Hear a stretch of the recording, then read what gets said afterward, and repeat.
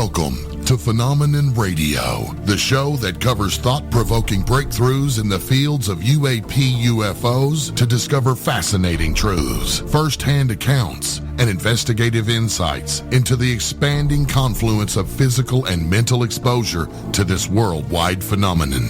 Hosted by Emmy Award-winning investigative journalists, Earth Files reporter and editor, Linda Moulton Howe, and world-renowned experiencer of the 1980 Rendlesham Bentwaters incident, John Burroughs. And now, leading off tonight's program, here's Linda Moulton Howe. 1 year ago, on March 3rd, 2017, late-night host Jimmy Kimmel had on former President George W. Bush.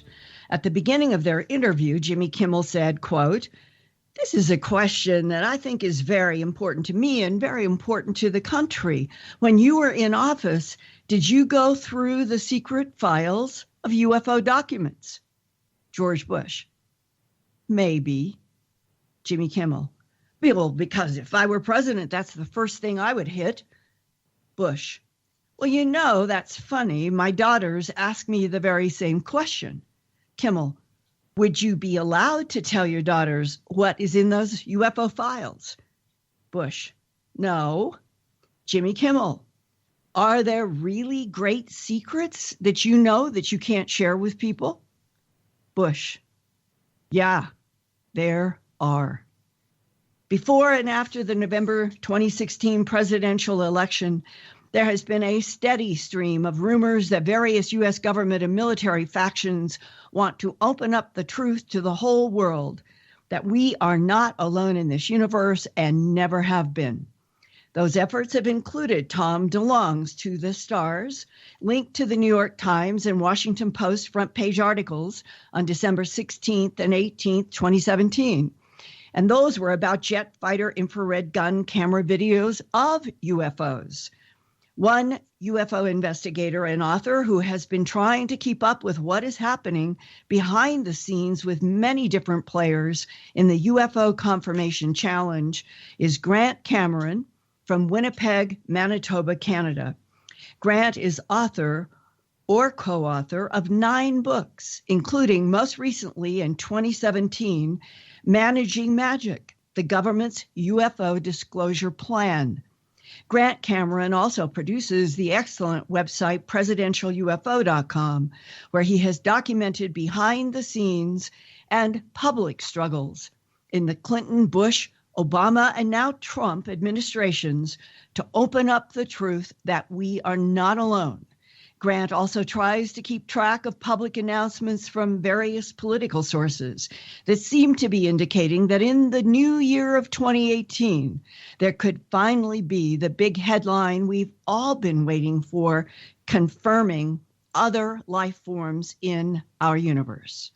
Grant joins John Burroughs and me on Phenomena Radio tonight to begin with what he has been learning about why all the delays and confusions by To the Stars, and why Grant thinks the 2 gun camera videos released in December 2017 and a third released in early March 2018 are, quote, "a waste of time," close quote. And thank you, Linda. You're listening to Phenomenon Radio, live on the KGRA digital broadcast station. Tonight's special guest, Grant Cameron, will join the show right after these messages. Welcome back to Phenomenon Radio for tonight's interview with special guest, Grant Cameron. To start tonight's interview, here's Linda Moulton Howe. Linda? Hi, and thanks, Bill, and welcome to Phenomena, Grant. It is a pleasure always to be able to get your perspective on this complicated background of what is happening since the December 16th and December 18th New York Times and Washington Post gun camera footage, and everybody thinking from some of the things that have been said at To the Stars, that we might start getting one of these gun camera footages in infrared of UFOs, maybe every month, sort of building up to the announcement.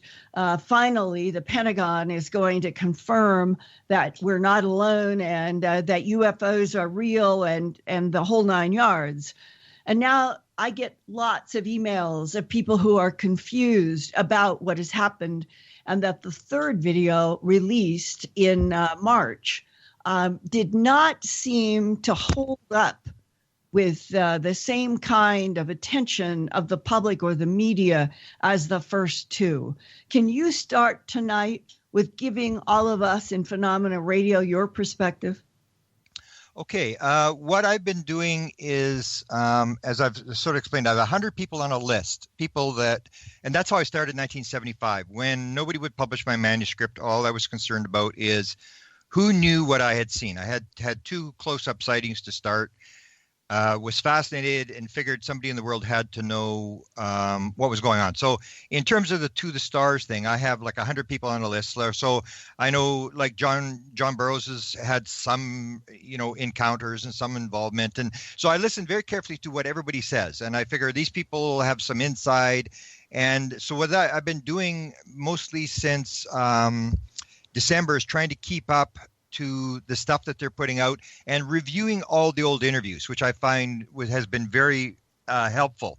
And the one that's the key interview that I point out is an interview that was done by Bob Bigelow. And you got to take a look at the situation now that basically all the material, the UFO material from 2007 on is all controlled by Bigelow. He has all the videos, he has all the hardware, he has, basically it appears like he's like the guy on Contact that basically controls everything.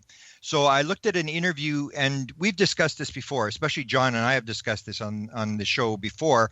Bob Bigelow says in this 2013 interview, George Knapp asks him, "Are you in favor of disclosure?" And he said, "No, I'm not." He said, "We don't need disclosure, we need confirmation." And he said, "What you do is you tell the people UFOs are real, and you stop right there." That is exactly what they've done. And I was told this a year before, and I didn't believe it. And it sort of gives an impression of how quickly things change in the UFO field. Everybody always thinks that what happened yesterday happens today. It's not. Things are changing very, very fast. So a year before this happened, as you remember, there's a big delay. It was supposed to have happened at Christmas of 2016. That's when this thing was supposed to have dropped. And they didn't do the news conference till October the 11th of 2017. So there's this big delay, probably had to do with the fact that Hillary didn't get elected. But I was told before Christmas, like in 2016 already, that high-level government officials would out themselves, they would identify themselves, and they would say, this phenomenon is for real. And I went, yeah, you're right. And the cow's going to jump over the moon. There's no way high-level officials are going to come out and out themselves and say this thing's for real. That's exactly what happened. So when you go back to this interview of Bigelow in 2013, where he says, what we need is confirmation, you got to sort of give him credit that maybe he has a big voice in what's going on here, because it's definitely you would know it's not Tom DeLonge. Tom DeLonge has moved back. He's a media guy, he has his media empire and stuff. So he's doing books, he's doing videos and stuff. He's really not the player in this game now. The game is now being run by the people on this team that were sort of organized with Tom DeLonge. And so what I see they did confirmation.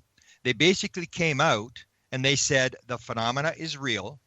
And I don't know what the poll would be, but I would say I wouldn't be surprised if the poll has shifted 10%. 10% more people in America say, yeah, this thing's for real.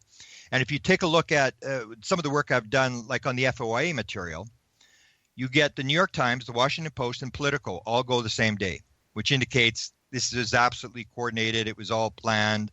And so you see all the news reports, whether it's CNN or Fox and even CBC here in Canada, the way they frame these stories now. For example, they'll do the video 3 comes out and they say, oh, the Defense Department has just released another UFO video.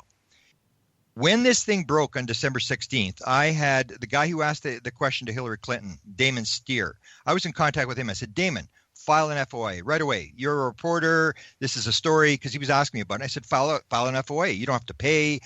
You may have a story out of this thing. So he actually phoned the Pentagon before he filed the FOA, just when this story broke December 16th. And he was told right then by the spokesman, said, sorry, sir, we did not release any video. And so he said, well, I want to file an FOA. Who should I file with? And the guy said, I'm sorry, sir, I can't help you. I'm just telling you, sir, we did not release any video. So here you have this situation that when you go to FOA, and if you've interviewed John Greenwald, talked to John Greenwald, he's pretty upset about this whole thing, because he's filed FOAs. He started to file FOAs in October already about this group, and he's gotten no response. Basically just total shutdown. Exactly what we put up with in the UFO community for 70 years. There is no video. There is no ATIP program. There are no documents. Everybody's being denied. There is nothing. And there was some disputes with Eric Davis. We were asking Eric, like, okay, what's the name of this thing and this sort of stuff? Why are we not getting any FOAs? And I asked Nolan about this. And basically, they weren't very helpful. But so John filed this, I think it's called an expedited thing, 27-page thing, to try to get to the front of the line on this FOA, because apparently there's 1,500 to 2,000 FOAs on this whole thing. And basically he's been stymied. And here's a guy who's filed 8,000 FOAs. He knows what he's doing, and there's nothing coming out. And yet when you take a look at the story, every news media in America is saying the Defense Department has said they were researching UFOs. They're releasing these videos, and they have got the New York Times, the Washington Post, and every other news media on the leash. They've absolutely turned the thing around, where it's no longer little green men and laugh and stuff like that. They are framing it at the fact that the Defense Department is releasing these documents, when in fact, when you try to verify this, and that would be disclosure. So confirmation is the news media puts it out. Everybody believes this is for real. But when you try to do the disclosure, you try to do the confirmation thing, where you try to get the documents and actually get some paperwork. There's nothing. And I've know a number of people who filed. I filed. As far as I know, nobody has gotten anything yet. So they've done the deal where they've got the American people believing that the phenomena is real. And you see how they're using the words. We're not saying it's ET. We're not saying it's alien. And they played this conservative role. You just say, the phenomena is real. That's confirmation. And according in the 2013 interview, Bob Bigelow said you do disclosure a number of years down the road, but first you have to do confirmation. And that's what I believe they've done. And I think they've done a fantastic job in terms of the media having bought the thing. And so the question comes down to whether you have the New York Times. Everybody always talks about the New York Times, but people should be actually talking about the Washington Post. The New York Times was, Blumenthal was the big reporter on that one, had won the Pulitzer Prize. But the guy that did the Washington Post story had won 2 Pulitzer Prizes. And he was a national security reporter. And the point of the whole thing is that these high-level reporters would not have gone with the story unless they had 2 inside sources from the Pentagon that said, yes, this thing's for real. If they had what we had in the UFO community, no such record, we didn't release the videos, they wouldn't have gone with the story. They got some sort of confirmation from the inside. And so when you start looking at what actually happened, you start to realize that this was very carefully coordinated. Like some people are putting out the fact, it was Lou Elizondo quit. That's how this thing started. He just quit, and that's why this thing is being released. But if you go back and you start looking at the articles, and that's what I've been doing, is I'm going back and looking at the articles, and you reread the articles again, and you listen to all the interviews again, you hear things that you never heard the first time. For example, the December 18th New York Times article that was done by Blumenthal after the 16th, 2 days later, he talks about the meeting. And the way it's being put out to the stars is that Elizondo came out, and he decided he's retiring, and so they went with him, and then he said this was, there was no research being done, and that's why he was quitting, whatever. And when you read Blumenthal's December 18th article, you see that Kane met at Pentagon City, outside the Pentagon, several present and former intelligence officers and a defense contractor. And if you listen to Tom DeLonge when he's talking about when he released the first book, Secrets Chasing Shadows, he was contacted, and I'm pretty sure this was Jim Semivan, because Jim Semivan said he contacted him in April of 2016. He was contacted by an intelligence agent, and they put him in a room in San Diego, and there was 6 intelligence officers interrogated him for 2 days. So when you start looking at, you start going back at the things, you realize this is not just some little thing. This is major players who have set this thing up and have carefully orchestrated this whole thing to put out a confirmation where they've basically thrown out to the American people, this thing's for real, but that they have no intention to make a disclosure. The disclosure's already been done. People now believe the Defense Department is doing UFOs, they're releasing videos, and yet when you go to get the actual evidence, the actual hardware evidence that would show this, it all falls apart. The whole story falls apart. And Grant, what is puzzling is that in the media world of the New York Times and the Washington Post, the natural next step is follow-up. Would be follow-up with other people, the Secretary of Defense. And what I understand is no follow-up has been allowed. And then you jump to CNN and MSNBC and Fox and the people who did some of the original interviews with Luis Elizondo and a couple of others.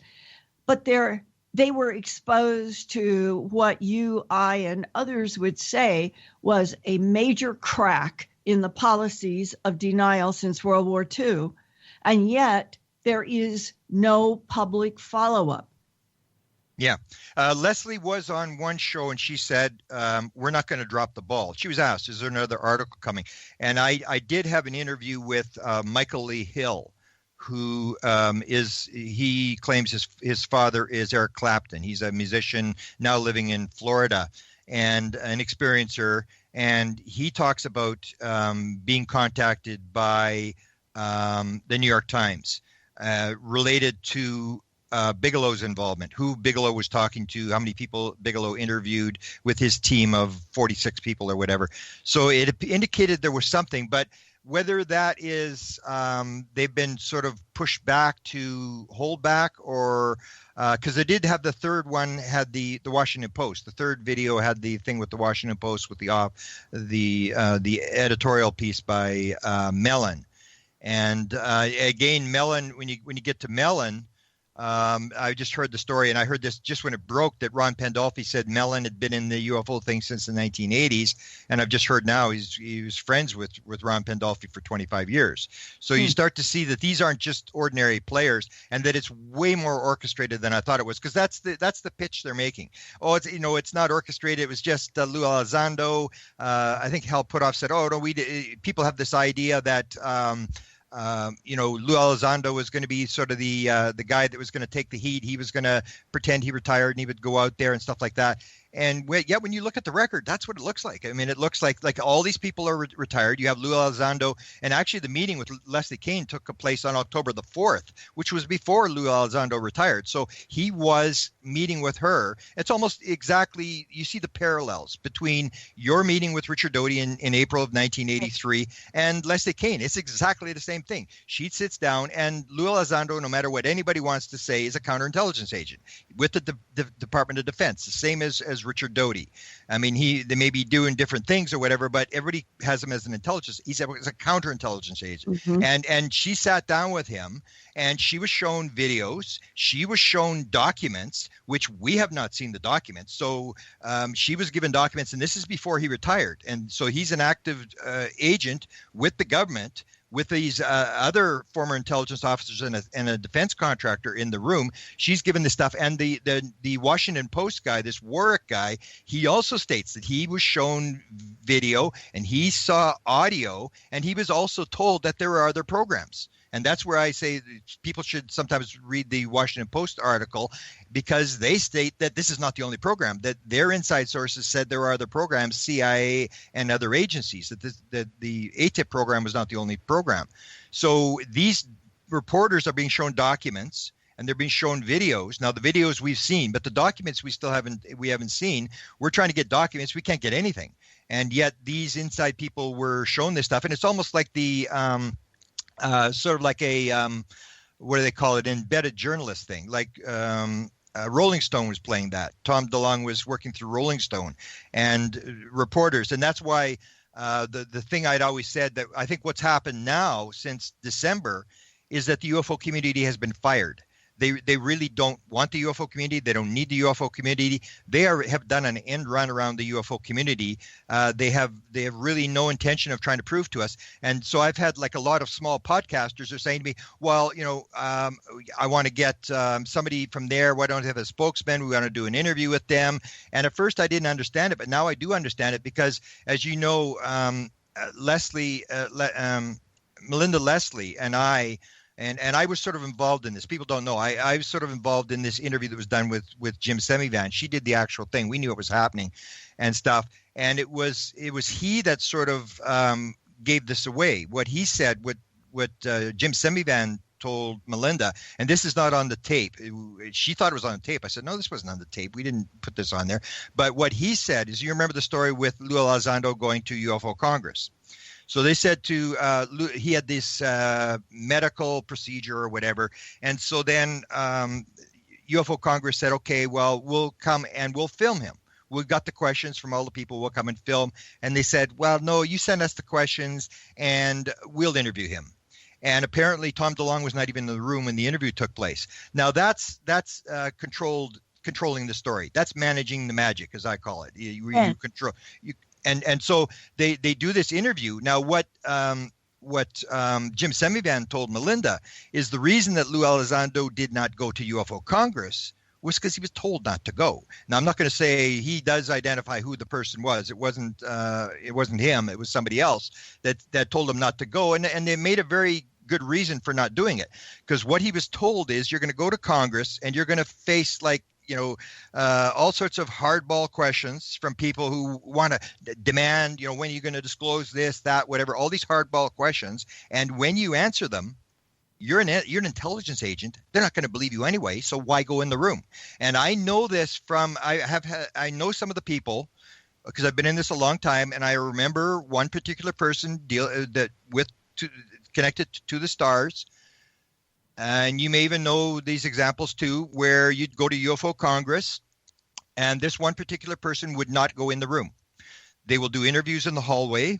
They will, if they have a lecture, they will go in and give the lecture. But I remember this one particular one, I was telling this person, you got to see this lecture. Come in. Nope. And some people are saying, no, don't go in the room. Don't go in the room. And the idea was, we're separate from the UFO community, the tinfoil hat people. We are separate. And that's the game they're playing. So they've gone to the New York Times, they've gone to the Washington Post, and it's very conservative. So we're not saying it's ET. We're not saying it's extraterrestrial, being very conservative. We're not these crazy UFO people. We don't have all these crazy stories, and they're doing it very conservatively. And the New York Times and the Washington Post are willing to go with that. So that's why they're not giving any interviews. They really don't need the UFO community, and they're really not interested in proving anything to you and I. You don't serve any purpose. I don't serve any purpose. They're doing something completely different than what people think they're doing. Most people in the UFO community are very upset with them because they think, well, why didn't they do this? Why didn't they do this? They've screwed it up. They should have done this. They should have said that. They should show us this. They should show us that. And they don't realize they're not talking to us. They're talking to the major media. They're doing confirmation. Grant, if all of that is the case, then why was the third video and Chris Mellon knocked down to the op-ed page off of the front page? Well, I'm not sure. Like why they went to the Washington Post, whether it's planned. I'm really not sure. But I mean, even to get an op-ed, I mean that's a major thing in the Washington Post. And you got to remember the Washington Post. Like when was the last time they did a UFO article? I mean, that was straight. I mean, they've done a second one, and again they got the story that the Defense Department is releasing another UFO video. That was the basic story, is to this drip, drip, drip thing, that the government is in this thing, that everybody now sort of believes that the government is doing this thing, but we don't know what's going on. We're back to 1947. They're redoing what they should have done in 1947. They said, we've got this big mystery on our hands. We don't know what's going on. And but we're looking at it, and it's very interesting. And that's what they're doing. And everybody's gone along with this. And I think it's to me it has to have been planned this way, the way that they've done it. And so that's why you have this thing where they really, and I've heard the 2024, the 7-year program or 8-year program or whatever it is, and no, it's just a 7-year program, where this is going to take a long time. They're going to do this slowly. They're really in no hurry. They're basically watching. To give you an example, I was on Dark Journalist. I'm not going to say who it was, but if you go to Dark Journalist, one of them actually comes on Dark Journalist and start asking questions and ask a real question that has nothing to do with UFOs, just to let me know that they're there. And that's why I said to Dark Journalist at the end, I said, they're watching me, so they're watching you too. Because hey, Grant. Yeah. Can I throw a few things in that I kind of, from the inside, I've got some information and I've gleaned some stuff too, what I think's maybe going on. Okay. For starters, let's start with what you said about the Department of Defense, not giving up documents. Well, if you don't hold the documents, you don't have to give them up, correct? Yeah, well, that's what I call the high hurdle. That's why I said about Lou Elizondo. How did you get the videos out? I don't care if you're retired. You're not going to give you the videos as a goodbye present. It's when you release the documents, when you release the video that's actually provable to researchers through a paper trail, that's disclosure. And right. I don't think they've done that. No, and here's a key that if you go back and listen to the interviews, we did one with Davis. The Bigelow holds the paperwork. Yeah. All that's been farmed out to Bigelow Industries. So the Department of Defense doesn't hold the paperwork. Yeah. So, and most likely the videos were cleared and released through Bigelow Aerospace, which means that, again, they were declassified they were given to him to review for his aerospace industry. And then they were declassified and released, but they weren't officially released through the Department of Defense. Yeah, they're playing a word game, and that's the thing, is to figure out what they're doing. Because if you look at there was an interview with Mellon done where these videos were being declassified in August. So the whole story is like Lou Elizondo's retiring, and he had these videos and stuff like that. This was done long before Lou Elizondo, and I haven't got the reference yet. But one of the interviews, it may be the one with Jimmy Church, where DeLonge talks about Mr. L. And that's Lou Elizondo. And he's been dealing with this guy for years. I mean, when this thing first started, this is the guy's name. You can never identify this guy, and he called him Mr. L. So it's the word game. That's where John Greenwald is trying to figure out. So we were asking these people, okay, what's the wording? Which department? Are we talking to the wrong department? That they're playing these word games. That's why I think it's brilliant. They've managed to get these things out without actually releasing the videos. They're out, and yet we can't figure out how did they walk around the process, because in the process, you still have to produce a paper trail. You still have to do all this kind of stuff where it's traceable, and it's not traceable. Well, not really, because I'll tell you why. Because here's an example, and it is a different government, the British government. But when I broke Condign down and worked with some other people to come up with some FOIA questions, I went along a line, and eventually I got them in a corner, and they admitted to me that they actually have developed weapons off this phenomenon. Okay. Mm-hmm. But this is where they play a little bit more fairly in the Department of Defense. But then again, I had some help with the wording, which some people don't know what to do. And I'm not saying Greenwald doesn't know, but our government's even harder to get anything out of than the British. But ultimately, it was all tied up in BAE Systems, which is British Aerospace. Mm-hmm. And everything was blacked out, and it was all tied up in patents, and commercial rights.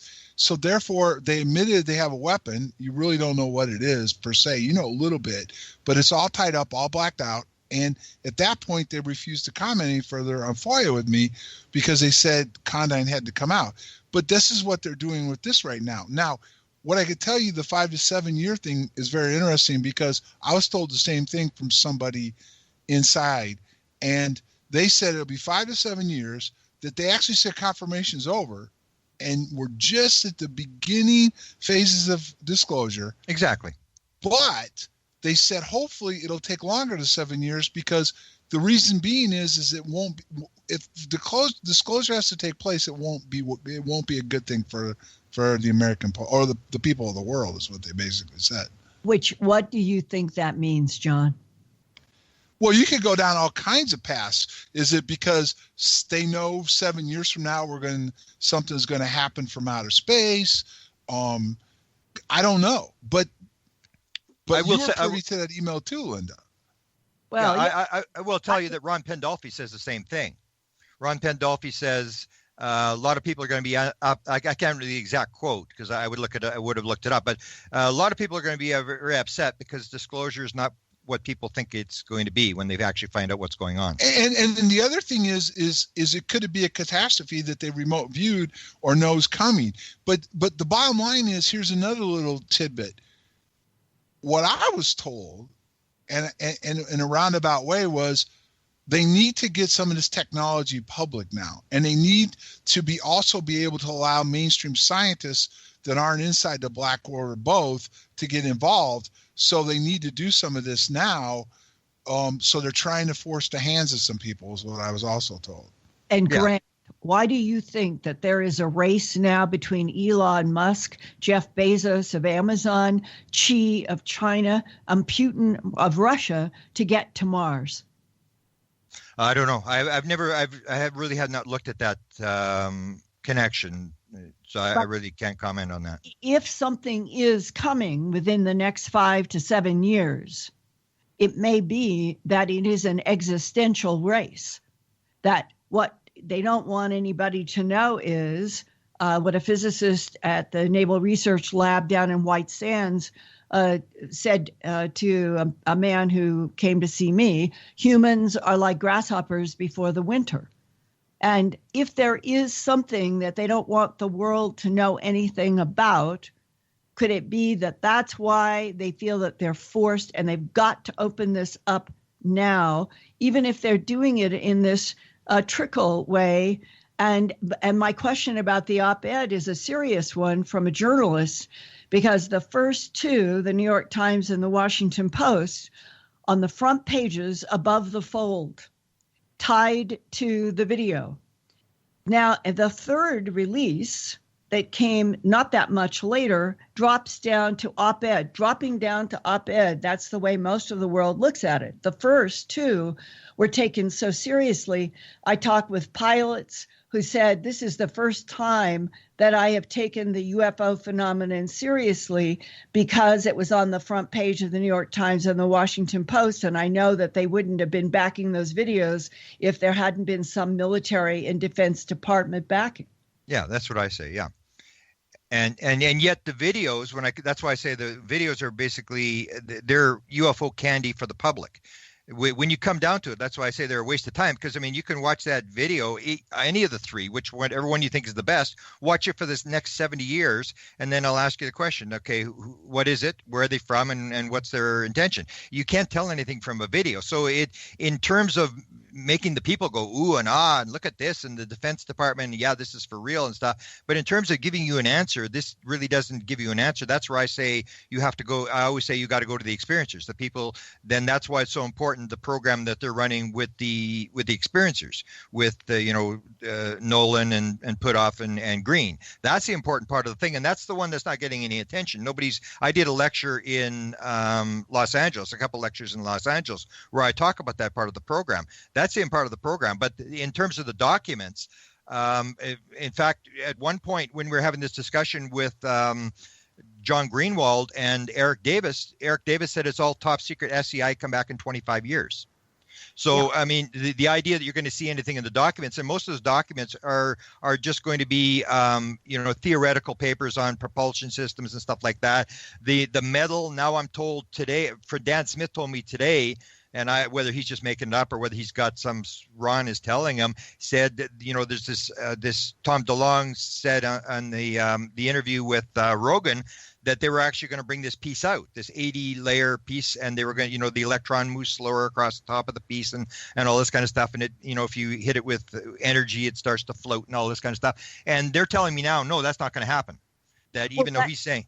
The discussion about that has to be the bismuth and magnesium zinc layered material. And it is terahertz that Hal Puthoff thinks turns the bismuth into a waveguide having to do with gravity. And that it isn't 80 layers, it's approximately 36 layers.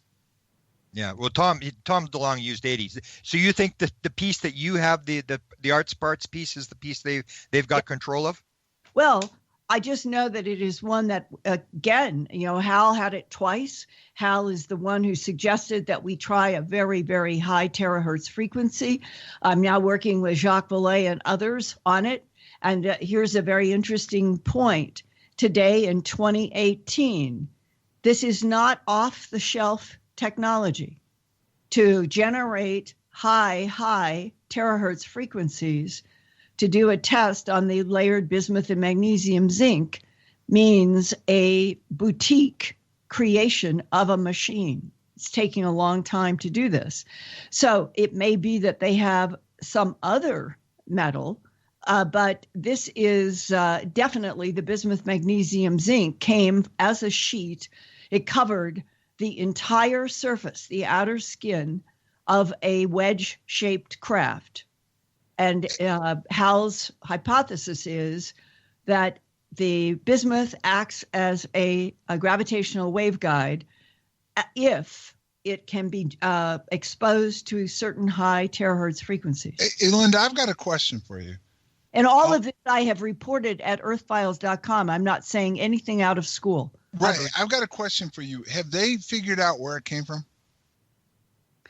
We received in April of 1996 to June of 1996 4 typed letters from a man who identified himself as working in the U.S. Army, coming from South Carolina. And I was living in Philadelphia at the time. And the man did call me and said, I've been assigned, I'm heading off for Iraq. I don't know if I'll make it back alive. I want you to know that I am the one who has been sending the letters and sending the aluminum and sending what you've described on the air as the bismuth, magnesium, zinc.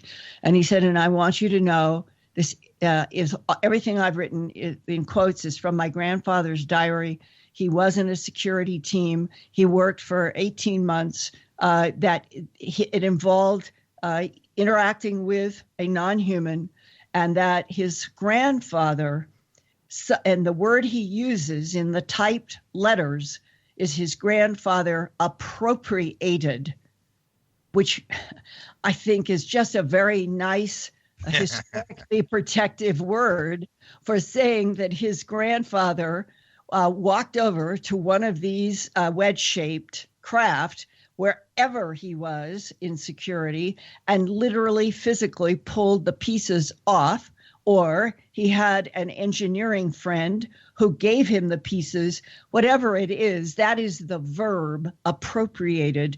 And the grandfather wrote in his diary that he and several others at this one particular crash site, which was west of Mount Blanca, and I think from calculations is a craft that I have been told by other sources came down very near the Trinity site at White Sands. Okay. This, I think, is the grandfather. And that is so, but what I'm trying to get at is, okay. Just one more thing, because this ties into the science, that the grandfather wrote in the diary that the bottom of the craft glowed with light, blue-white light, for 3 hours. I have talked with another physicist just in the last few months who said that he handled a 6-foot-long sheet of this bismuth, magnesium, zinc, reinforcing that it had covered an entire wedge-shaped craft, and then jumped to Hal, saying that he thinks that that outer skin of the bismuth, magnesium, zinc worked as a waveguide to neutralize, to literally get rid of gravity. And then the entire inertia of the craft would be independent from being in our atmosphere. Right, but I guess my point being is this, okay? If they've got this material, you know what I mean, which it appears they do, and they're analyzing it, they're going to try to reproduce it. And they obviously by now have analyzed it to the point where they must have some kind of idea how they can mass produce it or reproduce it. So if they understand the makeup of it, they would then have to try to figure out where they would need the materials to reproduce it, because obviously whatever it is a lot more advanced and would take us a lot farther probably into space, which could all tie into Hal Puthoff and his metric transit program with warp drive and stuff.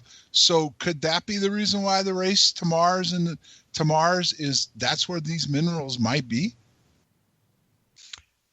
Well, my question would be, and Tom DeLonge, I think, hinted at this when he was talking about the metal, was that it's put down one atom at a time, which would indicate that we still can't do this. We still can't build this stuff, and that it's done in a weightless environment. And he even talked about the consciousness thing, that it's put down one layer at a time in line so that the consciousness can run through it. So that was the lecture I did in Los Angeles, had these people who have flown the craft, and I started to show these people. I showed maybe 3 or 4, and then I had an F-16 pilot, retired U.S. Air Force colonel, came up after. He hadn't seen the lecture, but I met him after the lecture, and then we got a 747 airline pilot, and they're all talking about this consciousness, using consciousness to fly the craft. But it's interesting that did Hal help you with this, or did he when you originally did the stuff on this bismuth material, Linda, was he working with you on this? Oh yeah, twice. Going all the way back to when I started my investigation by June of 1996, because the bismuth magnesium layered pieces were the last that we got. The first was aluminum. Turns out that 99.9% aluminum, which is what Alcoa aluminum determined from a piece that I sent to them, that the physicist that I've been able to talk to says that you've got to have aluminum with a certain atomic manipulation, and then that's on the inside skin. In between are all the fiber optics. On the outside skin is the bismuth magnesium zinc layer that is getting rid of gravity. That was the phrase. And that he said in his work, going back into the 1970s, that where he was investigating a 6-foot long sheet of the bismuth magnesium zinc, that he was allowed to look through some kind of a magnifier or microscope in the 6-fingered embedded panels, that the Santilli film is absolutely real, and it was counterintelligence working overdrive for that year, trying to convince the so-called mainstream world that it was somebody's hoax in England, meaning Santilli. It was always real. The cameraman's interview is real. And the physicist said, yes, this is real. I've handled it.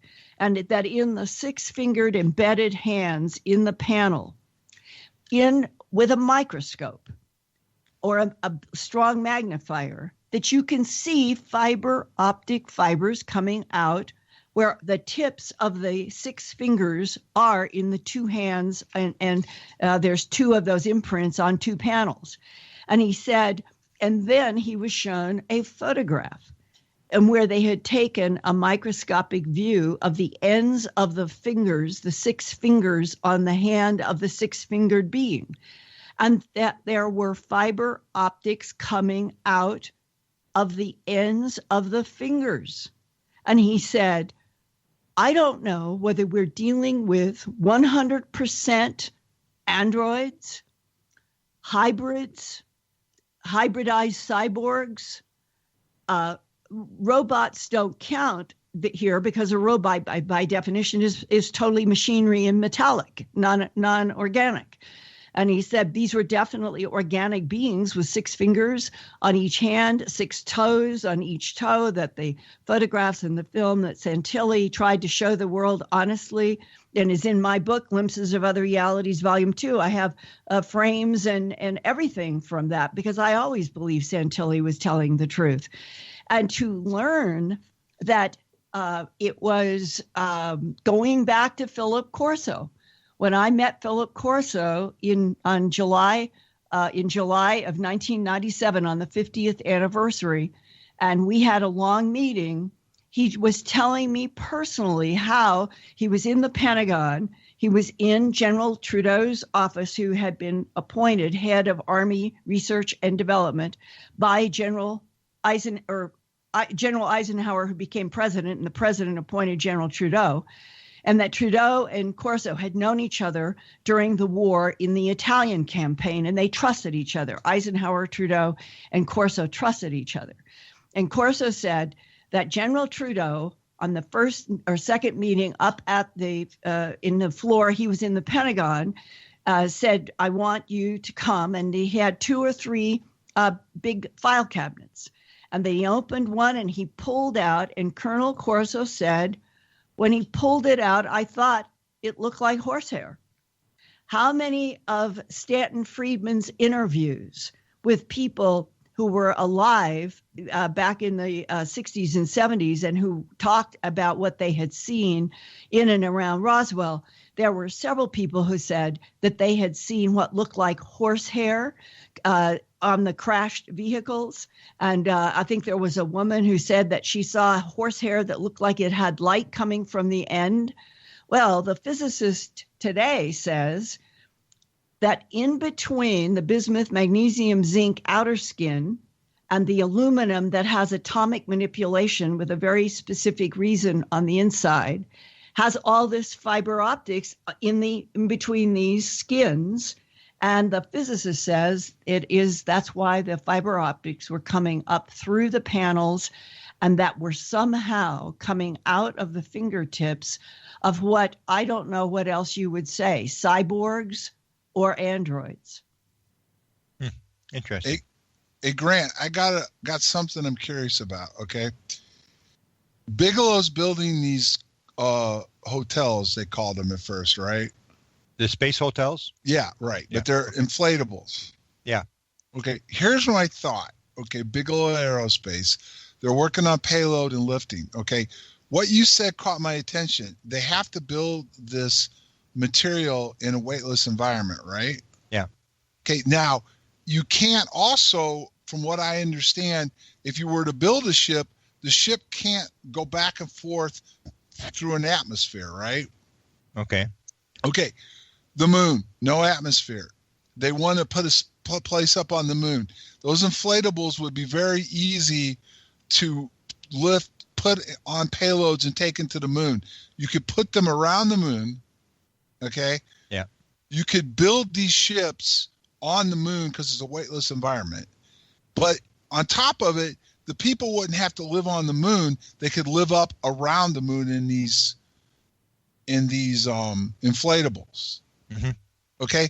Now, the big key to this, which I didn't understand, and it makes no sense to me. Now, I've been told, well, we have to go see somewhere, but we really can't do that with the technology we have. Okay.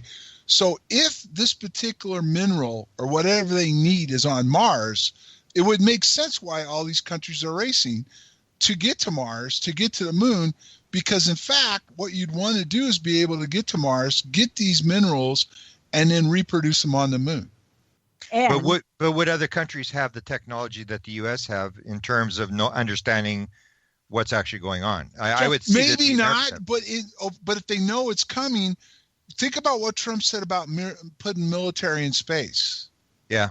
If you get up there and you stake an area that's got these minerals, you may not be able to use it for 30 more years, but there would be a fight for those minerals. One quick footnote.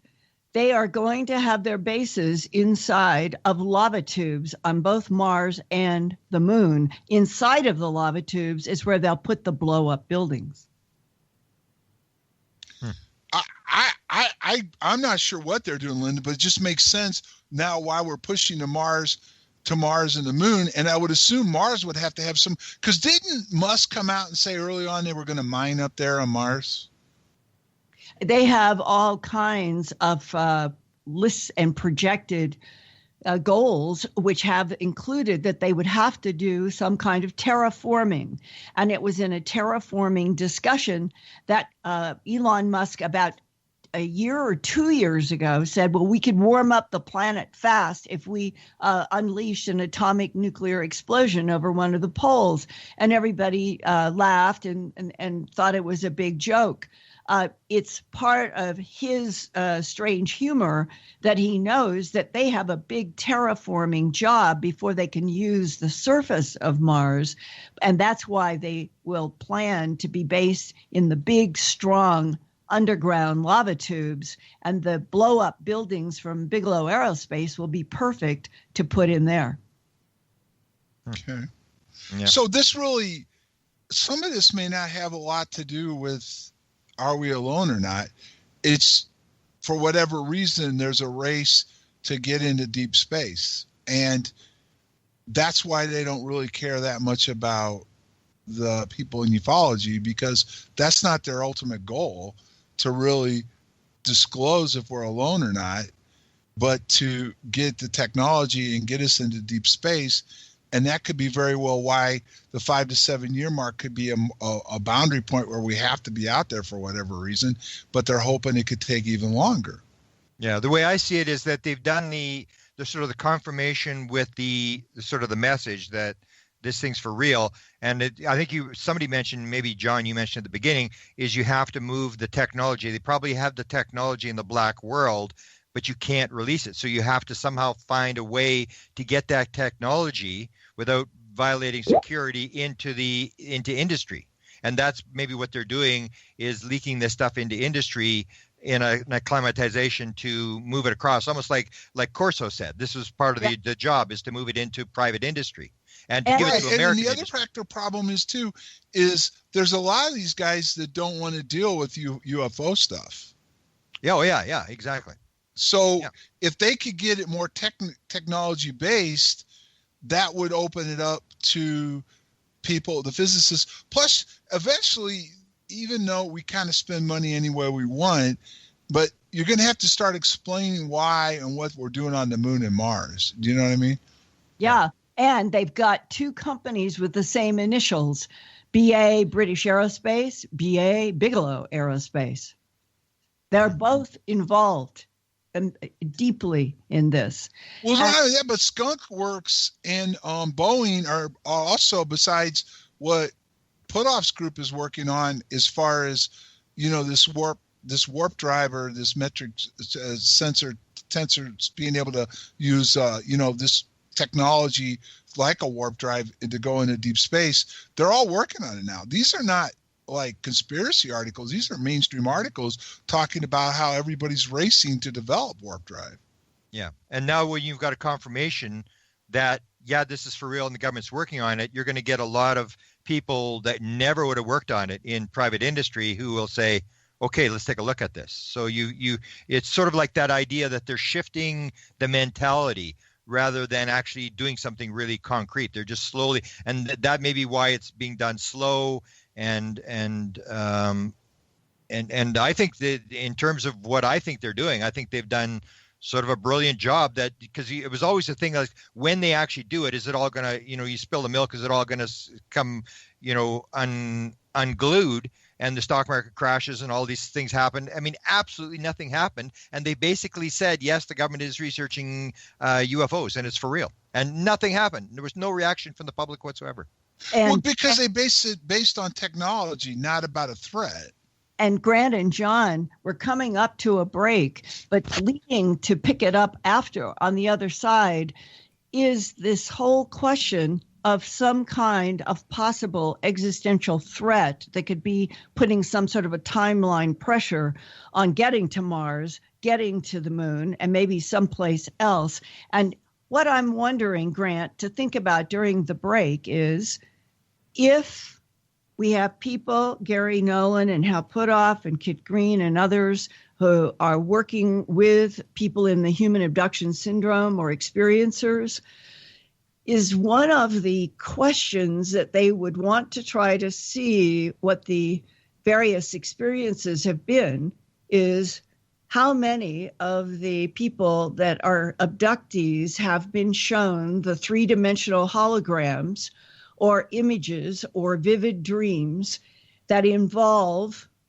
the earth covered by water or the sky on fire, and that's the issue. Is there something coming of a cosmological nature or a geophysical nature that has a kind of period on the end of the time sentence, and that they're trying to get a lot done now suddenly? And I'm curious if you've run into any of this in all of your work with abductees, and could we pick this up on the other side of the break? Yeah, sounds good.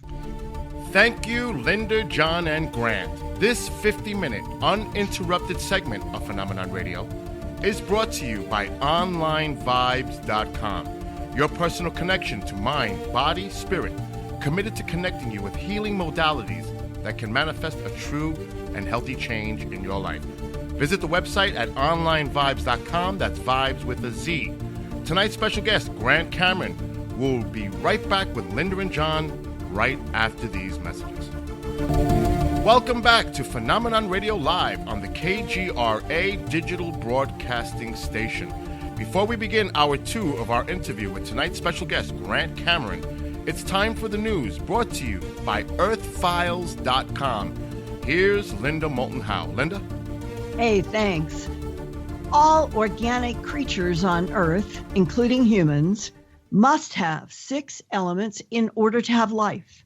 Those key requirements are carbon, hydrogen, nitrogen, oxygen, sulfur, and phosphorus. That last crucial element, phosphorus, it is required for some of the most fundamental ingredients of living. Phosphorus is critical to forming the double helix structure of DNA and stores and moves energy around in all bodies.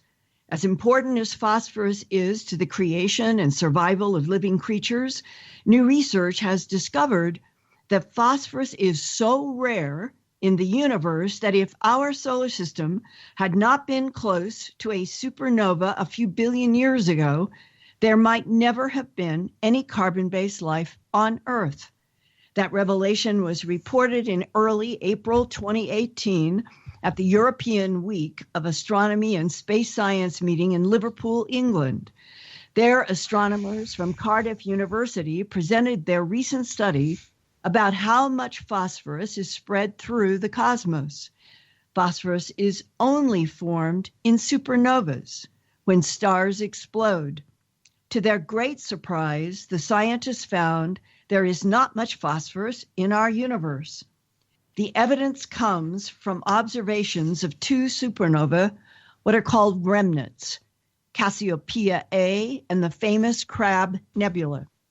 The team used the UK's William Herschel telescope on La Palma, Canary Islands, to look for signatures of phosphorus and iron from the Crab Nebula, the aftermath of a huge supernova explosion that's 6,500 light years away in the constellation of Taurus.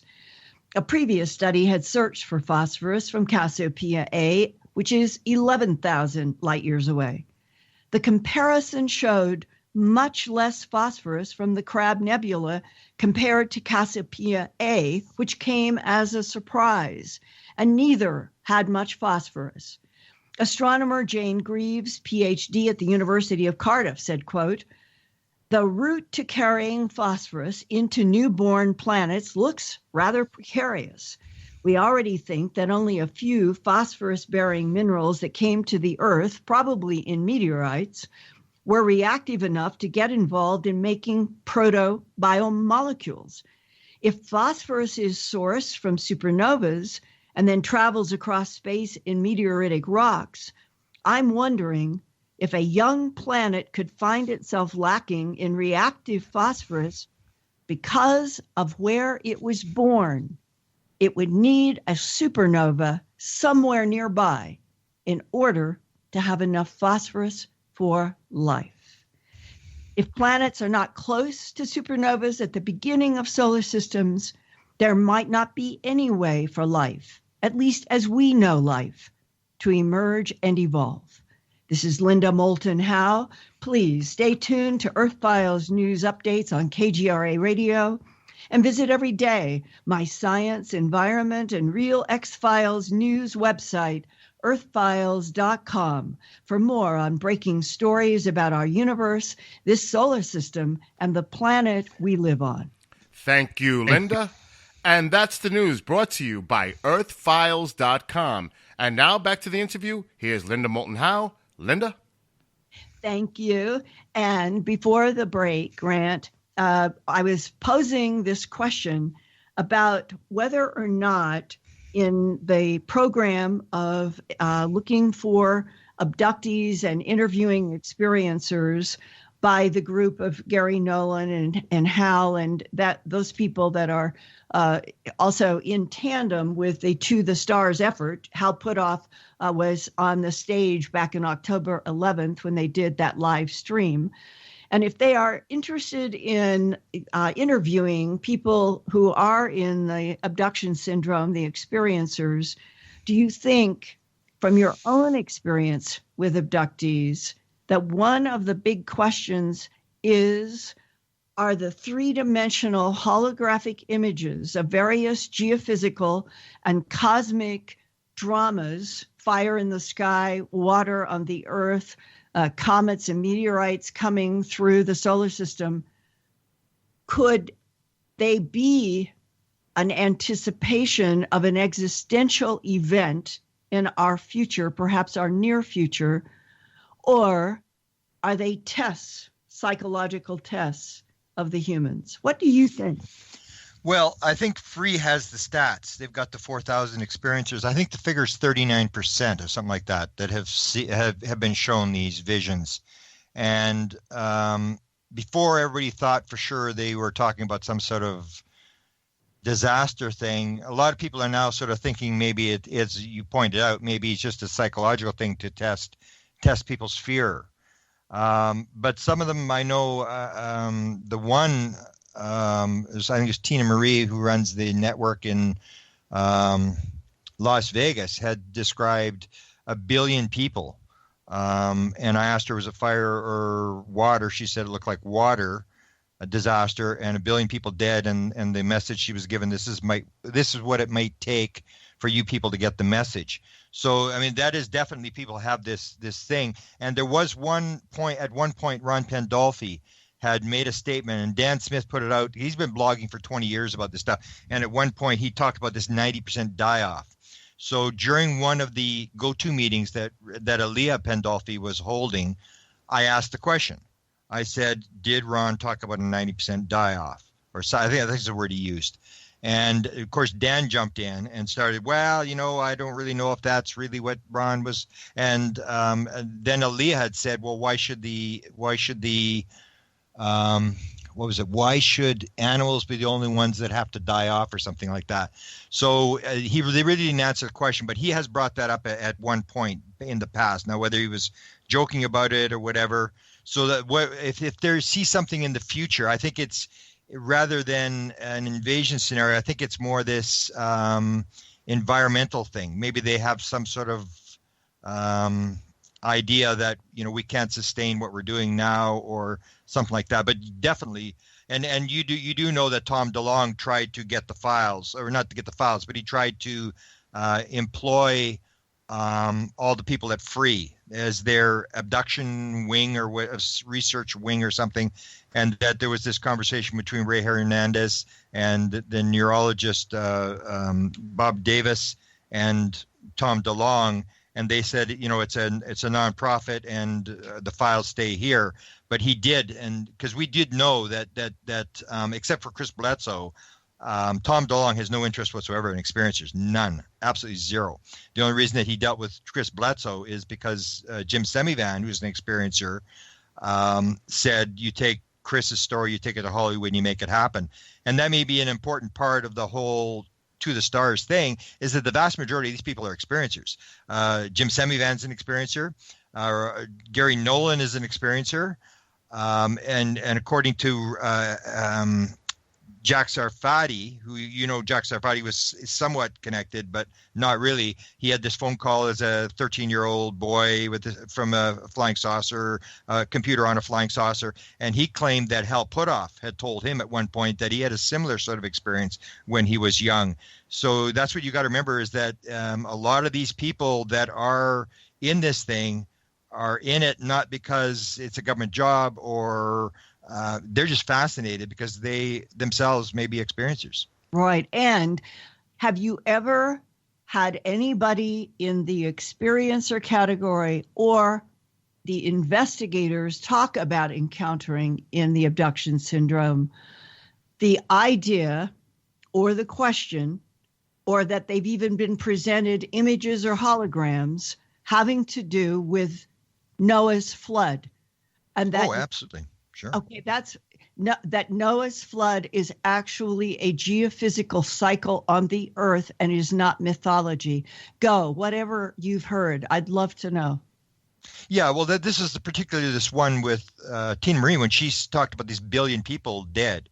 And I said, that's what I asked. I said, well, is it a flood or was it a fire? Because you hear the two different versions, like it's a fire event or it's a flood. And she said, no, it was a flood because these huge buildings had trees in them and through the windows and stuff like that. And it looked like a major flood event where, so yeah, that's pretty common, I think. And that's up to, free to go through this and categorize, but they just don't have the people to go through all the data. They've got a tremendous amount of data on this, and most of that data is just sitting around that it's not being used because you need so much manpower to go through this data and screen all these people. I'm trying to get them to go after the 14% of experiencers who say they've flown the ship, and they just don't have the manpower to do this kind of stuff.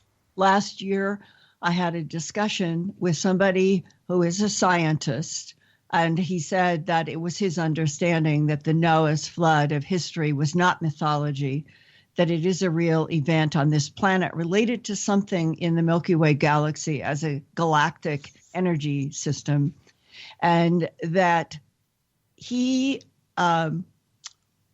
felt that there was a great deal of emphasis or concern on trying to get as much, I'm going to say, technology and people who could keep technology going, which is another big deal, on the moon, on Mars, and beyond because of what could happen on the Earth. If there is some existential threat, do you think, or have you heard, that anything like that could be behind the geopolitical pressures now to get to the moon and Mars? Have you heard anything? No. And I would make sort of a little joke. I live in Winnipeg, which is the coldest major city in the world. We actually have a place on Mars that's named after us, because at one point we were colder than it was on Mars. And people who, I can tell you, I live in this weather. Anybody who thinks that it's going to be great to live on Mars, where it's 25 below with a 300-mile-an-hour wind, which is equivalent to a 100-mile-an-hour wind here, you'd rather be dead than live in that. People have no idea how cold that is. Yeah, I don't know why people are racing to Mars, because I wouldn't go, I'll guarantee you. Well, Grant, that's why the underground lava tubes are so critical, and all they have to do is spray something inside them, and then they keep out the Martian atmosphere. They pump in what humans need, and then they have a ready-made, we'll call it a ready-made structure in which the Bigelow Aerospace blow-up rooms would fit. But it is this big question. Elon Musk had 2026, just a year or two ago, as his launch date, he hoped, for Mars. He's already moved that back somewhere between 2022 and 2024. And the scientist who was talking to me about this whole issue of Noah's flood said that he understood that whatever might happen, no guarantee, but that if there was an existential event, it could have been done, or it would have happened by 2026, which immediately is that why Elon Musk moved the launch date forward in time, and why is everybody hurrying to Mars? Yeah, I don't know. I mean, it could be as simple as, it's the big industry now. It's like, you got contracts, you've got people excited about it, and people are putting money in it, and you got the technology, you control it. So I really don't know. I haven't really looked at that. Well, Grant and Linda, think of this. Look at what just has come out in the last 48 hours. Okay, that area in Africa that's going to split. Right. Okay. Now I understand 2012 was a science fiction movie, but basically what the movie was saying was there's going to be displacement of the crust, and the continents are going to change and move, which is tied to magnetic fields, Earth poles. And you also now, today, it was on mainstream news all over that they're now doing and preparing for a major volcano eruption in Yellowstone. And they ended it by saying, but we don't know when it's going to happen, but we need to now start preparing for it. Right. And over the last 3 years, because I've kept track of this, there have been, I think, more swarms. The swarms are usually only 2 to 3 magnitude. But when they come for hours at a time and they stay like that and they keep repeating, one geologist said it is, last year, there was an unusual period of time. So we have the question of Juan de Fuca, the Cascadia subduction zone, which is Washington, Oregon, and that part. You come further south into California, you have San Andreas, and you have all 3 of those are lined up. And then to the east is Wyoming. And what is the geophysical understructure between those 3 major fault positions and Yellowstone? And I know that there is a legitimate question. If Juan de Fuca exploded or broke, it might affect Yellowstone. Mm-hmm. An interesting story related to that is, before we knew about tectonic plates, the Canadian, we never released this for years, the guy that ran the Canadian government UFO program was an experiencer, and they were getting messages, and one of the people they were using is this woman that was in Elliott, Maine, who taught the Navy intelligence guy how to channel this alien, and he went to the National Photographic Interpretation Center, and this UFO flies by the window. Yeah, Mrs. Swan, right? Mrs. Swan. And one of the messages that she was getting was that the aliens were busy in the Pacific fixing the fault lines in the Pacific. And this is before tectonic plates, because tectonic plates only came out, I remember, in like the late 60s or late 50s. But in the early 50s, she was already talking about the fact that the aliens were busy fixing the faults in the Pacific Ocean. So it was kind of an interesting story that, the aliens actually, or whoever it is, may be actually postponing these events, that these events may be here and we may be getting help to stop these things. But which ones, which type? What is your perspective on the many, many different types that people in the abduction syndrome say they encounter, consciously or unconsciously? Well, that's the thing I had about this DNA thing, which I thought was so important. I looked at it completely different than everybody else with this Atacama being. And that was that they were saying, well, it's not DNA. I remember, and his name always escapes me, the guy that did all the humanoid reports. He had like 20,000 humanoid reports.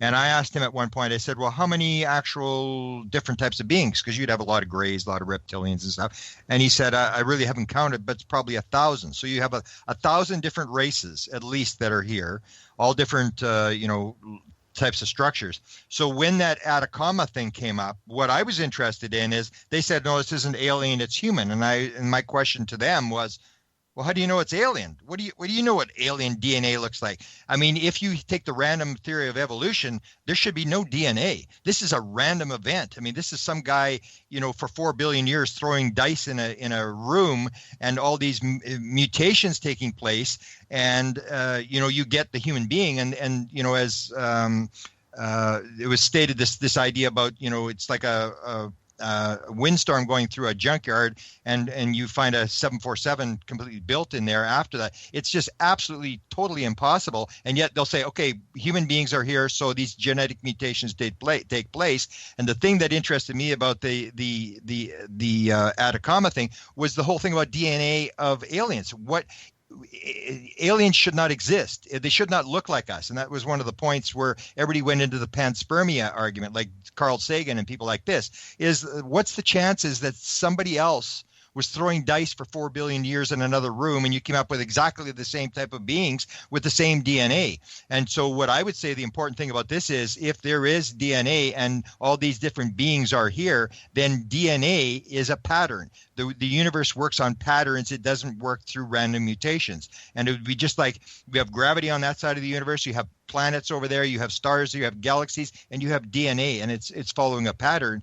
The chances of 1,000 different beings all looking basically the same as us and all having DNA when it's all done by random selection is totally impossible. So that's why my question to them was, well, how do you know it's random, or alien? It's not alien DNA, because aliens are, by a lot of accounts, interbreeding with humans, and we cannot breed with a chimpanzee that's 98.6% DNA, but we can breed with aliens, which would tend to indicate that alien DNA is pretty much the same as ours.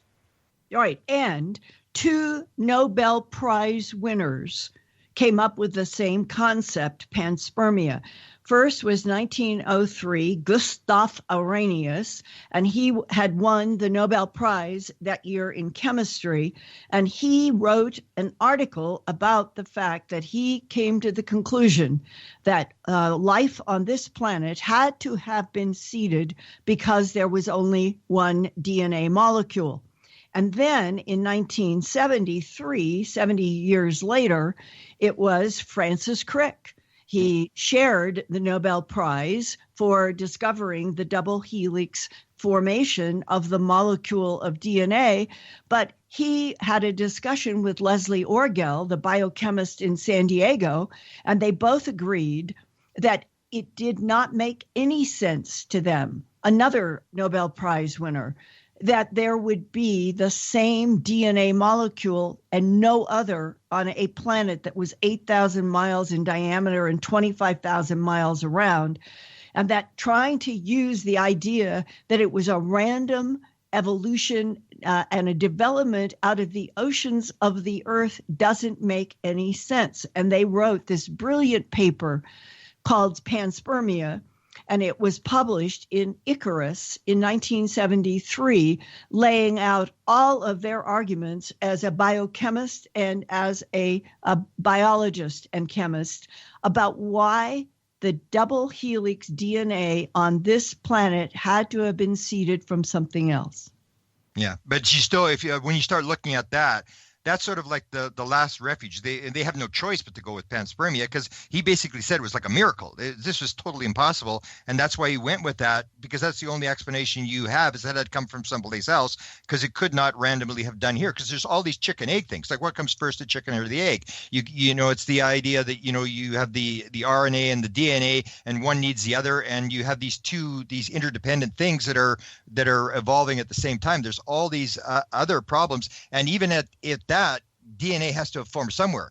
And I think it's a kind of a stretch to think that there are, you know, tens of thousands of different beings moving around, and they all came from the same place, that it's the same being just going from place to place. To me, it makes more sense that if there's, carbon on that end of the universe and planets and stuff, it's the same as here. It's going to be a pattern, and that goes to the Rupert Sheldrake thing, where they don't want to deal with it. They don't want to deal with this idea that there are patterns, that the universe is alive, it's conscious, and that consciousness is primary. This is the lecture I gave in Los Angeles. Consciousness, if you come down to the quantum physics stuff, and even guys like Jack Sarfati are starting to go to this thing, that consciousness is primary, and that matter may be secondary.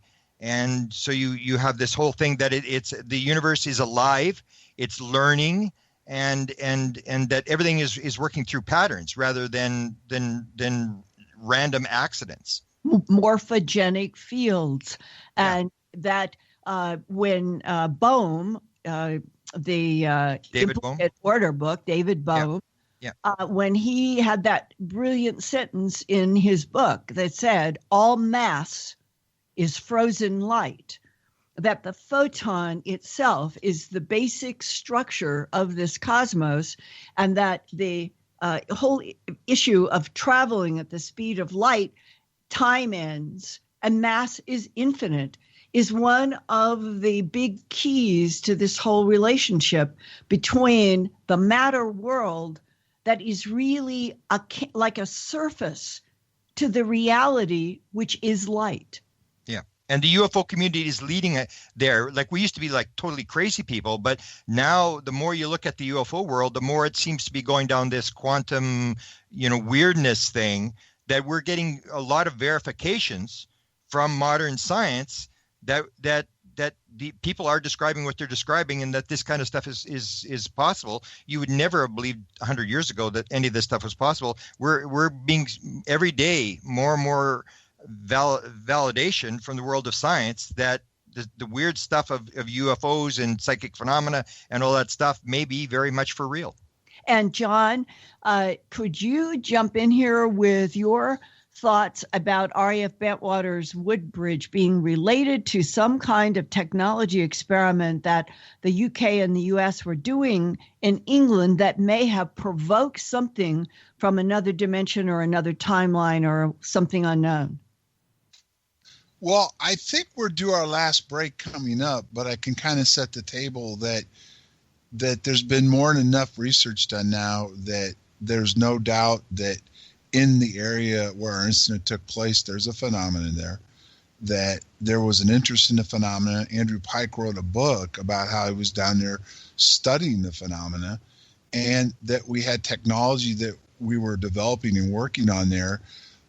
Take it a step further in the fact that Andrew Pike told me that they were actually using phase technology through the tunnels that lead out from Bowsey into the forest, which I know those tunnels are there because the last time I was there, Bowsey's is abandoned, and some people went in there and came back with pictures of the tunnels that led out into the forest, that they were definitely studying this phenomena, and they were using some of our technology to understand it, which all ties into plasmas, which they're now finally starting to talk a little bit more about what these plasmas are and how they can relate, which then goes back into Condyne.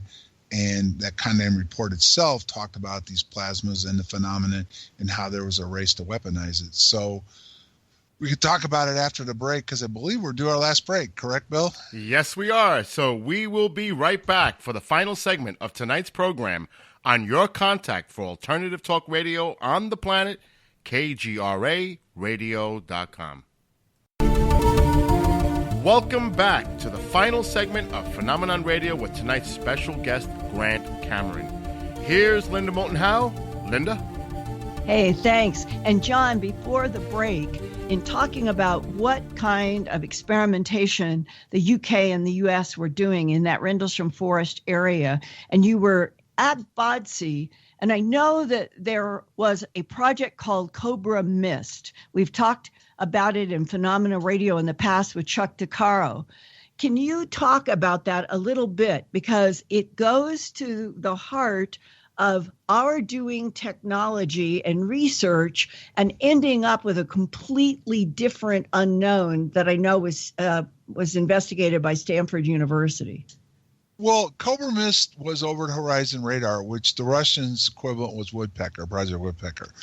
But they actually put a whole site right there outside of Woodbridge back gate. It was on the Ness, and they couldn't get it to work right. And it's right in their official why they closed it down. They said there was some kind of inland interference. And what they did was, after they put it up and tried to make it go operational, they couldn't get it to work right. So they brought in Stanford Research Institute to figure out why. And all they've said is that inland interference interfered. Now, they shut Cobra Mist down, which was HARP actually came off of Cobra Mist itself, or that technology. But when they shut it down, the scientists from Stanford State, and they started working out of Martlesham Heath and Bentwaters. And all this stuff, if you trace it back, if you look at technology, it evolved. And some of it was kept, some of it was thrown out. But they kept changing the technology and modifying it. And it does lead into the frequencies, which EM frequencies and everything else in the plasmas, which is now, you go from 1980 to today. If you just look at all our technology and the way we're using it, it all goes back to these frequencies, and it all goes into the plasma stuff and the research and stealth.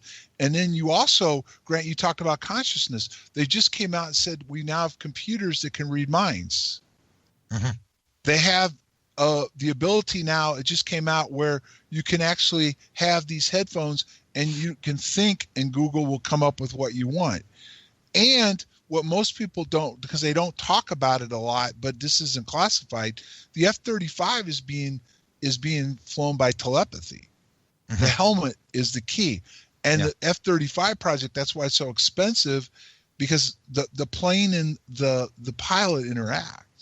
And it's supposed to be our version of the six-fingered embedded panels that had the fiber optics coming through from the panel into the fiber optics of the Android or biological, whatever it was.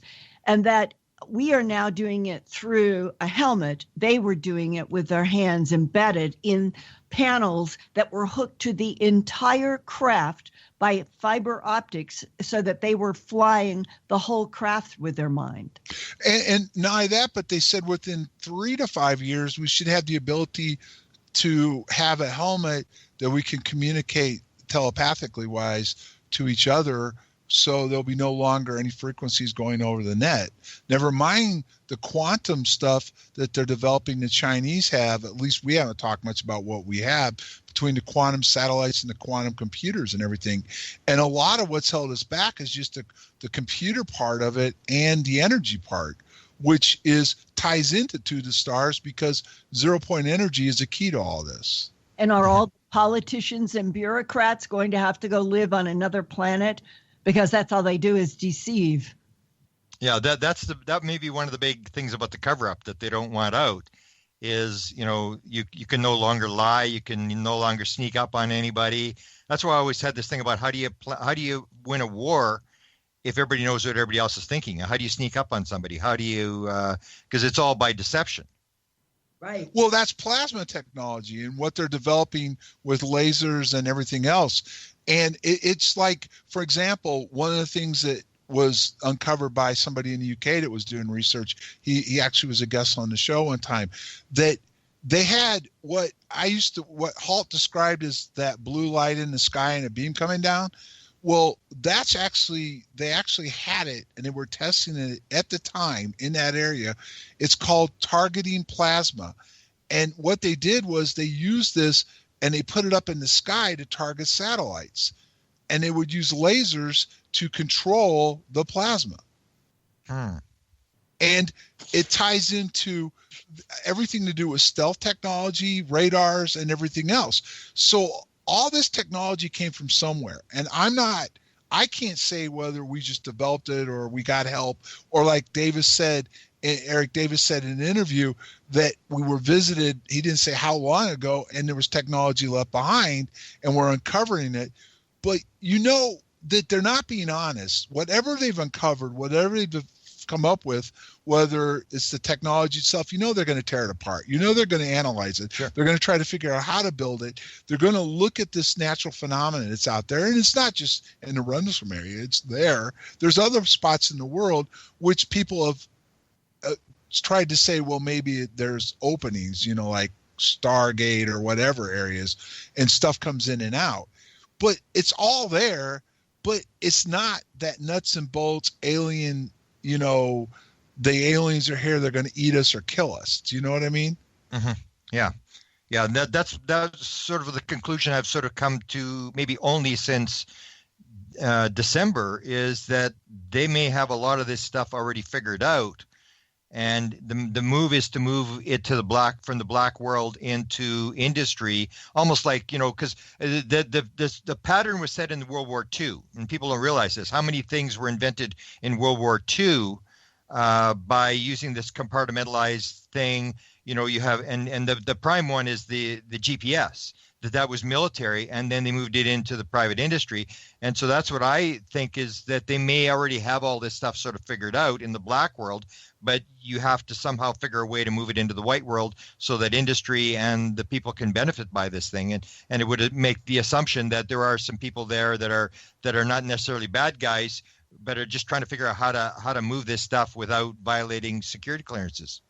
Well, and the other factor is, okay, look, what you said, did you say it on air or off air, where you talked about the equivalent of living on Mars in the atmosphere? Oh, yeah. And there's people that are lined up that they don't want to work for the man. They don't want to be told what to do by the government, but they're willing to go up to Mars and help in a mining operation and help Musk and those guys get rich. Yeah. It's amazing how many people will sign up for this, and they're willing to get on a ship and go out into space. And what was interesting to me, too, that never made a lot of sense, because you had the fake moon program. They said we didn't go to the moon or whatever. But we went to the moon, then we stopped. And then what we've been doing now since we stopped going to the moon is studying the effects of being in space for a long period of time. And one of the astronauts, what was his name? It's the one that may run for Senate now, said his DNA changed while he was in space. Wow. Yeah. And this whole issue of going out into space and having our biology and our DNA change relates to this whole question of what is the relationship of Homo sapiens sapien to advanced beings that may have been here for 500 million years, Grant, and that we are finally, because the government feels that there is an emergency, that they have got to get humans on the moon, on Mars, and beyond, because there may be some crisis on Earth. Well, one of the interesting things that I'm not going to really give the guy's name out, but I had a conversation with an astronaut. And if you go to Condign, in the report, it talks about this phenomenon has caused some planes to come down. There's been issues with it. And within this phenomenon, they said they put together a team of astronauts, scientists, and everything else, which I'm wondering if it was Bigelow, was it NIDS that did all that, right? Right. Could be. And they studied all this. And this astronaut told me that the phenomenon that they were studying is the phenomenon we dealt with in Rendlesham Forest, and it's the main phenomenon that we're dealing with in the world. And the reason why it's perceived the way it is and seen the way it is because it can affect and manipulate people's minds. So there really isn't 100 or 1,000 different species. It's mostly one phenomenon, but it's mostly energy based that can affect how you see it, but it goes in and out of a dimensional type of thing. Yeah, and that's what experiencers will describe, where they say, are you an alien? And they go, no.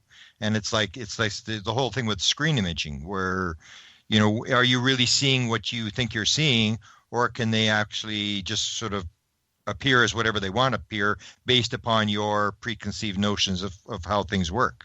Right. And the study, this DNA study that they're talking about, the experiencers, what I can say is they're studying a group of people that I can't go into particular type or anything else, but they've had a type of interaction, and it's a close-knit group. And what they're trying to see, some of what they're trying to understand, is how it affected and changed people's DNA. Yeah, well, I think that's pretty much public. And the other thing that I don't know if you know about, but there was a tape leaked with Kit Green, where they've given all the people in the study target numbers, and then they take an intuitive. And according to Kit in this tape, the two intuitives they were using were 95% accurate, and so they say, okay, target 001. And they go through who are you dealing with, and so they use the intuitives to tell them what kind of alien they're dealing with, and the one mentions a portal and stuff like that. It was just fascinating where they've sort of gone to this stuff that seems like totally unscientific, un-CIA like, where they're actually on this leading edge of trying to figure out what they can. Which is an expansion of the remote viewing program. Yeah, well, that's the thing. And that's where you would have Hal Puthoff in there. And apparently one of the engineers from Hal Puthoff is in there as well. And so they've tied this all together. And that's the whole deal that I've always said when I do the consciousness lecture, is that the CIA calls it phenomenology.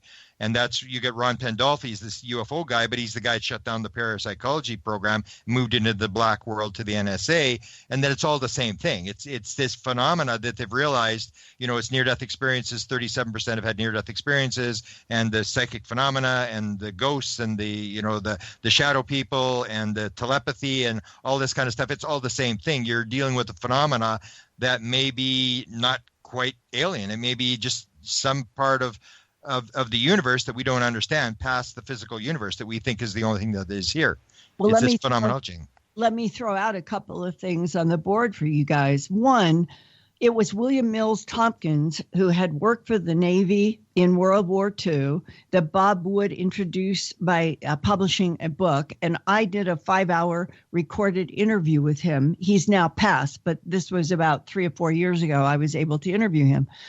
And he said that he had seen with his own eyes, working for the Navy as a young man, that in the Neil Armstrong 1969 landing on the moon, that there were 3 big, huge silver discs on the edge of the crater where they brought the limb down, and that there were very tall reptilian beings that were there. Okay, put that on our game board here.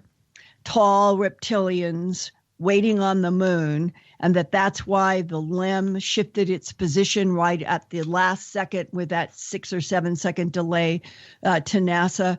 And they said, they've seen a rock and they're turning the limb, that was not true, that it was because they didn't want the world to see the big 3 silver discs and the reptilians. Now jump to a discussion 2 years ago. This is another scientist who said to me that he had worked on a project that was related to this concept, that this universe is embedded, if you want to think of that, or surrounded by multiple dimensions. Think of layers of dimensions around this universe. And that one of the puzzles, but they are treating it as a fact, is that the dimension closest to this matter universe that we have through history, called the astral plane, is filled with frequencies that want to come into this matter universe because they do not have souls in the astral plane. And that one of the fundamental battles that is going on, that has been hidden through centuries as religions, has to do with something that is highly negative energy in a dimension that wants to get in here and get souls so he can get an e-ticket out into some other dimension. And that part of what the battles are, the so-called secret wars that abductees have referred to and people in the military, is that within our universe, there are factions that are assigned to try to keep any of those negative forces out, but they don't always succeed. And that this is the true nature of the universe we're in, a black and white in conflict with each other. Have you ever heard anything like that, Grant? Oh, I've heard that, but that's one of the things I really don't see. I mean, I see the world completely differently. I see it as all manifesting, and you experience what you think and stuff like that. But sure. I mean, that's I think the predominant view is that you have this black-white world. In terms of portals, before we end, I there's a couple of actually things that have actually happened as of like this morning, which sort of links into this. I started, if you follow Open Minds Forum, I sort of turned it off because really nothing was happening there. And suddenly, about a week ago, Ron Pandolfi made this posting about going to the mountain. And so I asked some of the people that were much closer to him than I am, you know what he's talking about? What's this thing about? And it sort of came yesterday. Dan was on the phone. It was like a five alarm fire. I had to answer my phone. Where are you? I need to talk to you and stuff. And what they have stated is this whole thing about the portal is back on the thing. Joe Firmage. There's a test. It may actually have been run today or yesterday. Dan said it was going to happen this week, so we're already on Thursday night. So it may have actually taken place in Salt Lake City. And that is, if you go to Firmage's YouTube site, you'll see what Ron Pandolfi calls the bouncing box. This is an invention that he had that apparently has been updated. And they have formed a company, and they were running this test. There's people coming from around the world for this test. And they have perfected this thing. And I do know from somebody who was with Ron at the time, when Ron talks to Firmage all the time, and that they're going to Denver next week. Both Ron and his wife, Dan, they're going to Denver, not to Denver, to the mountain, to Colorado, somewhere in Colorado, and that they formed a company. And the company has Kevin Albert, if you know the characters. He was helping Ron work on this documentary thing from Los Angeles. He's there, and a former U.S. representative, Dan Merrill, has put $4 million into this project and is the chairman of the company. So this is a development happened today. And then Dan indicated to me that this has still got to do with the portal. To me, it seemed like an anti-gravity device. If you look on Firmage's site, this thing that they now apparently have perfected, and Sarfati was involved. So this is something that just happened this morning with this development, with this this guy that was in the U.S. House of Representatives being involved, and this new company being formed dealing with a technology breakthrough. This is white world stuff. So again, it may be moving it from the black world to this. This is strictly white world technology. Are they competing with Bigelow Aerospace? Well, see, this is the thing, was the idea that Hal Puthoff had been with, there was all these controversies. Hal Puthoff used to work with Joe Firmage, and then he went to the stars. So that's where some of this stuff with Ron Pandolfi saying that Hal Puthoff was a crook, and the story was that he may have taken Firmage's technology and run off to join To the Stars and taken the technology with him. So it's almost like there's sort of a competition thing, because that's the way they always describe it to me. Like Kevin Albert would say, okay, To the Stars think they've got this thing. In the end, sort of like the idea was, we're going to win. Our side will win, and Ron has said numerous times, To the Stars will be gone within 2 years. I guarantee you, it'll be gone. And so they're saying we are the true disclosure thing. And I sort of ignored them, because it was like, every time they said something, nothing ever happened. They were talking about the portal, and then this thing at the Bohemian Grove. I don't know if you followed that story. The New York Times, they were copying them, and they were going to have the metal was going to be there, and that they said from a crash, and Jack Sarfati was going to run this thing.